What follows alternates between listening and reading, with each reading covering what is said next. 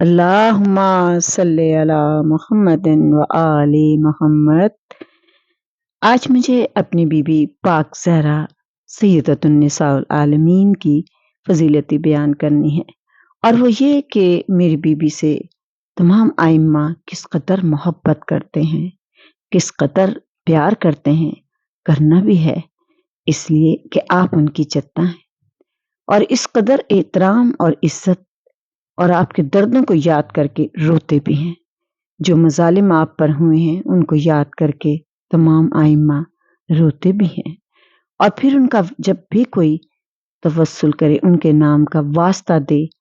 اور ان سے یہ کہے کہ آپ کو آپ کی جدہ کا واسطہ ہماری اس پریشانی کو دور کر دیں، تو وہ ناممکن سے ناممکن پریشانی جو کہ دور ہونے میں نہیں آئی ہو، سالوں سال گزر گئے ہوں، میری بیوی کے نام کے وسیلے سے ہر امام دور کر دیتا ہے۔ ہر امام آپ کی جو بھی کوئی فریاد کرتا ہے کہ آپ کو آپ کی جدہ کا واسطہ ہماری پریشانی دور کر دیں، تو امام فوراً دور کرتے ہیں۔ اور اس کا ایک واقعہ ہے کہ جو کہ مناقب اہل بیت میں یہ واقعہ ہے۔ آیت اللہ نجفی یزدی لکھتے ہیں کہ دو بھائی تھے اور وہ مولا کی زیارت کے لیے مشہد آئے۔ ایک بھائی جو تھا بڑا متقی تھا، نمازی تھا، پرہیزگار تھا اور مولا کا بڑا عاشق تھا۔ ایک بھائی جو تھا وہ دنیاوی زندگی میں ملوث تھا اور گناہ گار بھی تھا۔ اب گناہ گار بھائی کی اچانک ہی مشہد میں طبیعت خراب ہو گئی، تو ظاہر ہے کہ جب مشہد میں طبیعت خراب ہوئی اور پھر اس کی اتنی طبیعت خراب ہوئی کہ انتقال کر گیا، تو انہوں نے کہا کہ اب اس کو دفن بھی یہیں کرنا ہے۔ اب وہ کہتے ہیں کہ اس شخص نے یہ سوچا کہ اب میں اس کو مشہد میں دفن کر دوں، تو ظاہر ہے غسل و کفن اس کو دیا گیا، اور پھر جیسے کہ ایران میں، عراق میں، کربلا میں یہ ہے، نجف میں ہے کہ جب کوئی مر جاتا ہے تو اسے تابوت میں رکھ کے چاروں طرف اس کے جنازے کو یعنی طواف کیا جاتا ہے ذریعہ مبارک کا، اسی طرح اس کو غسل و کفن دیا گیا اور پھر اس کے بعد اس کا جنازے کا طواف کیا گیا۔ جب طواف کیا گیا تو اس کا جو متقی بھائی تھا وہ مولا سے مسلسل توسل کر رہا تھا کہ مولا علی رضا، مجھے میرے بھائی کی جو حالت ہے، کیونکہ میرا بھائی گناہ گار تھا، میں اسے کئی دفعہ منع کرتا تھا لیکن میری بات نہیں سنتا تھا، میں یہ دیکھنا چاہتا ہوں کہ میرا بھائی اس وقت کس حالت میں ہے۔ تو کہتے ہیں کہ مجھے ایسا لگا کہ جیسے میرا بھائی میرے سامنے ہے، اور وہ کہتا ہے اپنا سارا حال مجھے سناتا ہے، اور کس طرح سے وہ کہتا ہے کہ جیسے ہی میری موت ہوئی یعنی میرا خاتمہ ہوا، چاروں طرف سے مجھے آگ نے گھیر لیا، تم مجھے غسل دے رہے تھے پانی سے، لیکن وہ پانی نہیں تھا، وہ آگ تھی، وہ پانی بھی آگ میں تبدیل ہو گیا تھا،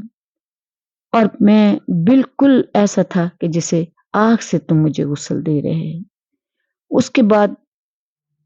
جب غسل دینے کے بعد تم نے مجھے تابوت میں رکھا تو میرا تابوت آگ میں بدل گیا تھا، میں تمہیں پکارتا تھا، تمہارا نام لیتا تھا، میں چیخ رہا تھا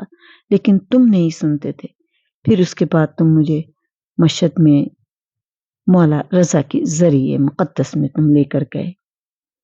اور وہ کہتا ہے کہ تم جانتے ہو کہ جب مردے کو سب کچھ نظر آ رہا ہوتا ہے، مردے کی باطنی آنکھ کھل جاتی ہے، اس وقت وہ پکار بھی رہا ہوتا ہے لیکن تم لوگ سن نہیں رہے ہوتے۔ اس کے بعد جب تم غسل دے رہے تھے تب بھی میری روح ایک طرف کھڑی سب کچھ منظر دیکھ رہی تھی، اور میں تمہیں پکار رہا تھا اور آگ میں جل رہا تھا۔ تو کہتے کہ میں نے جب تم مجھے مشہد مقدس یعنی کہ طواف کروا رہے تھے میرے جنازے کو، تو ہزاروں زائرین مولا کی زیارت کر رہے تھے، اور مولا درمیان میں زری کے پاس موجود تھے۔ اب جب کہ میں اس طرح سے آگ میں جل رہا تھا، حالانکہ جب میں مشہد مقدس میں مولا کی زری کے پاس آیا تو وہ آگ بجھ گئی اور مجھے سکون محسوس ہوا،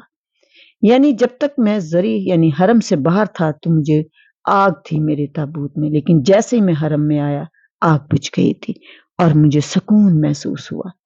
تو میں نے اپنے آپ سے کہا کہ یہ صرف مولا رضا کی زری کے پاس آپ چونکہ خود موجود ہیں، اس وجہ سے شاید مجھے سکون محسوس ہو رہا ہے۔ کہتے جب میں یہ سوچ رہا تھا کہ اور میری باطنی آنکھ یعنی کھلی ہوئی تھی کہ ایک شخص میرے قریب آیا اور کہا کہ تو جو خوش ہو رہا ہے نا کہ تیرا عذاب ختم ہو گیا آگ والا، تو سن یہ آگ والا عذاب ختم نہیں ہوا ہے، یہ مولا کے حرم میں موجود ہونے کی وجہ سے تجھے یہ سکون محسوس ہوا ہے، کیونکہ یہ رحمت للعالمین کے بیٹے ہیں، یہ رحمت ہیں، یہ سب کے سب رحمت ہیں، اور یہ جہاں پر بھی ہوں گے وہاں پر آگ کا عذاب نہیں ہوگا، لیکن تو جیسے تیرے جنازے کو باہر لے کے جائیں گے عذاب پھر سے شروع ہو جائے گا، اور حرم سے باہر نکلتے ہی تیرا یہ تمام سکون ختم ہو جائے گا۔ کہتا ہے کہ میں نے جب یہ بات سنی تو میں نے کہا کہ آپ مجھے بتائیں کہ آپ کون ہیں؟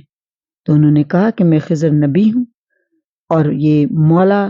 رضا شافی روز جزا ہیں، مولا سے کہہ کہ تجھے وہ معافی دلوا دیں۔ وہ کہتا ہے کہ پھر اسی طرح تم نے میرا طواف شروع کر دیا تھا، تو جیسے ہی میری نظر پڑی مولا نے چہرہ میری طرف سے پھیر لیا تھا، میں بڑا پریشان ہوا، اور پھر جیسے ہی میں اس طرف آیا جہاں پہ جناب خضر علیہ السلام کھڑے تھے، اور جیسے کہ ہم جانتے ہیں کہ سب نبی ان ائمہ طاہرین کے روضے پہ زریوں کے پاس آتے ہیں، میرے مولا حسین کے ہر جمعرات کو سارے نبی آتے ہیں، تو کہتے ہیں کہ جیسے ہی میرے سامنے خضر آئے میں نے ان سے کہا کہ آپ میری مشکل کشائی کریں، آپ نے مجھے اتنا رستہ دکھا دیا ہے تو اب اور میری مشکل کشائی کر دیں، کیونکہ ابھی آخری چکر رہ گیا ہے، اس کے بعد مجھے حرم سے باہر لے جائیں گے، تو مولا نے تو مجھے دیکھ کے منہ پھیر لیا ہے، میری کچھ تو مدد کرو۔ تو وہ کہتے ہیں کہ یہ غریب الغربا مولا ہیں، وہ تیری مدد کریں گے، لیکن کہتے کہ میں جتنے یہ طواف کر رہے تھے میں نے مولا کو 3 دفعہ پکارا ہے، ہر طواف کرنے میں میں نے مولا کو پکارا، لیکن مولا نے میرے کسی سلام کا جواب نہیں دیا، اور اب میں بہت پریشان ہوں، میرا آخری یہ طواف ہے، اس کے بعد یہ لوگ مجھے باہر لے جائیں گے۔ تو خضر نبی نے کہا مولا تجھے جواب نہیں دے رہے تیرے گناہوں کی وجہ سے، کہا بس ایک وسیلہ ہے، اس کے صدقے مولا سے کہہ اور پھر دیکھ تیری معافی ہو جائے گی۔ تو ظاہر ہے اس نے کہا کہ جلدی سے بتاؤ، میں نے ان سے جناب خضر سے کہا کہ مجھے جلدی سے بتاؤ میں کیا کروں، کہا ان سے کہ آپ کو آپ کی جدہ فاطمہ تو زہرا سیدۃ النساء العالمین کا واسطہ ہے، آپ کو آپ کی جدہ کا واسطہ، اور یہ کہہ کے ان سے جب آخری طواف کے لیے مجھے جا رہے تھے مولا مجھے پہلے جواب دے چکے تھے، یعنی منہ رخ اپنا چہرے کا پھیر لیتے تھے میری طرف سے، آپ زری کے پاس ہی کھڑے تھے، لیکن اب جیسے ہی ہو گئے میں نے جلدی سے کہا مولا آپ غریب الغربا مولا ہیں، مولا آپ کو آپ کی جدہ فاطمہ تو زہرا کی ٹوٹی ہوئی پسلیوں کا واسطہ، مولا میری مشکل کشائی کر دیں، مولا میرے گناہ معاف کروا دیں، مجھے اس آگ کے عذاب سے بچا لیں۔ کہتے ہیں کہ جیسے میں نے مولا کو جناب سیدۃ النساء العالمین کا واسطہ دیا، میرے مولا نے جو ہمیشہ رخ پھیر لیتے تھے میری طرف دیکھا، اپنا چہرہ بلند کیا، میرے مولا کی آنکھوں سے آنسو رواں تھے، اور آپ نے اپنے ان بہتے ہوئے آنسوؤں کو صاف کرتے ہوئے کہا کہ تو اس قابل نہ تھا کہ تجھے میں معاف کرتا، تجھ نے جتنے گناہ کیے ہیں، لیکن مولا نے کہا کہ لیکن میری جدہ کا تو نے واسطہ دیا ہے، اور اس وجہ سے میں نے تیرے اس عذاب کو دور کر دیا ہے۔ میں کہتی ہوں مولا آپ نے اس کو عذاب سے، جہنم کے عذاب سے، برزخ کے عذاب سے اسے بچا لیا، مولا ہم اس قابل نہیں ہیں، اے میرے مولا ہمارے بھی گناہ اپنی جدہ کے واسطے بخشوا دیں، مولا آپ کو بی بی زہرا کی ٹوٹی ہوئی پسلیوں کا واسطہ، ان ٹوٹی ہوئی پسلیوں کا واسطہ کہ جن کی تکلیف بی بی زہرا قبر میں بھی لے گئیں، اور मौला हसन अपनी माँ के गम को, दुख को याद करके हमेशा रोते रहे। और मेरे मौला हुसैन हमेशा ये कहते रहे कि जब रात को मेरी माँ सिसकियों में रोती थी, आज भी मेरे कानों में मेरी माँ की सिसकियों की आवाज आती है, क्योंकि मेरी माँ करवट नहीं ले सकती थी। मेरे मौला इमाम रज़ा अलैहिस्सलाम, आपको आपकी जिद्दा का वास्ता हमारे गुनाह कबीरा और सगीरा माफ करवा दे मौला। ऐ मेरे मौला, जिनके घर में रिस्क की तंगी है उन्हें रिस्क अता करें, जो बीमार हैं उनको सेहत अता करें, जो बे औलाद हैं मौला उन्हें औलाद अता करें, अपनी जिद्दा के सदक़े में उन्हें औलाद अता करें। ऐ मेरे मौला,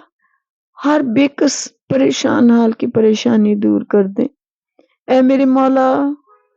जो मोमिन और मोमिनात इस दुनिया से चले गए हैं उनकी कब्रों को नूर मुहम्मदी से मुनव्वर कर दें। ऐ मेरे मौला, रोज़े महशर हमें प्यास की शिद्दत से बचाना है। मेरे मौला, हमें गुनहगारों के कतार में ना खड़ा करना।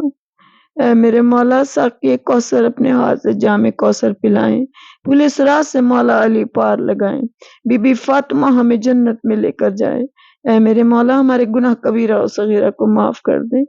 मेरे मौला, इमाम ज़माना का जल्द ज़हूर हो जाए। अल्लाहुम्मा सल्ली अला मुहम्मदिन व आले मुहम्मद।